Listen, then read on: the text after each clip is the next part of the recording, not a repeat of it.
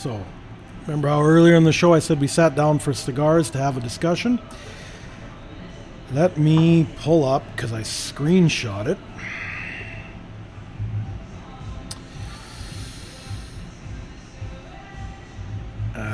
Sorry for the delay here. No worries. All right. I also don't know what's going on, so I'm also He interested. doesn't, because I didn't know how I wanted to use this as a message to other people.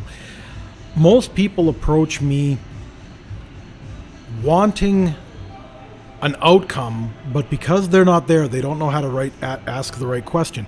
When someone comes up to me and says, Chris, how do you make money? That's not a question. That's as stupid of a question as me turning around and saying to you, I don't know, how don't you make money? Exactly. But because you haven't gotten to where you want to be, you don't understand what variables it takes to get there, so you don't know the actual questions to ask. So I'm never offended. I just tell people the first thing, I'm like, let's sit down, because everything that you think you're going to ask me for, you're going to ask wrong, because you don't actually know where you're going. Exactly. This is the first time he reached out after that initial conversation that I had in front of a group of young entrepreneurs. This was his first private message to me for guidance, we'll call it. I'll use the word guidance.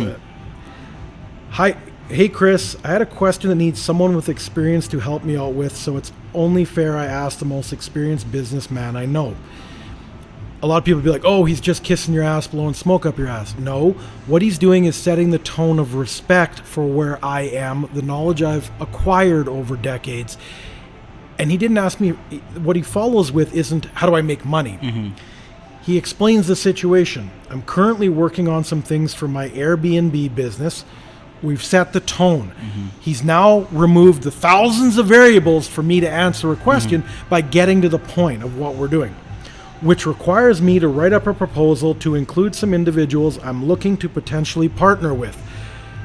You've just erased 90% of the questions that I would have to ask you to get to a desired outcome. Ability. Like you have the desire to get knowledge from me. If I have to use up my time to get to the right question that you wanted to ask me, so we could waste 5 hours. Yeah. Was wondering if you had any tips or guidance as how I should go about this. Don't want to mess this up, as I haven't done this long enough to know too much. What that message, how I interpret that in a situation where I've got over a decade and a half more life on you, doesn't mean I know more, I've just experienced more. What that is it sets the tone of respect. It sets the, we'll call, variables that you've already got covered in your life, and the groundwork for us to start the dialogue without all the other bullshit in it. But the big one there was respect. You didn't come in with this, you owe me your time. You didn't come in with this, like, I may not be able to get across exactly what I'm saying, but the tone of that was, I respect where you are. Can you help me fill in the gaps? Yes. For me, I was like, tonight, I'm free tonight. Let's sit down and have cigars before the rest of the guys show up. Let's talk. And that's what led into me understanding what it is you were trying to do. I don't know if I've translated that right to the viewing audience, because they may not understand. They don't know how many times I'm asked for advice. Yes. So they would not know how many times it's been asked disrespectfully. My time's been abused.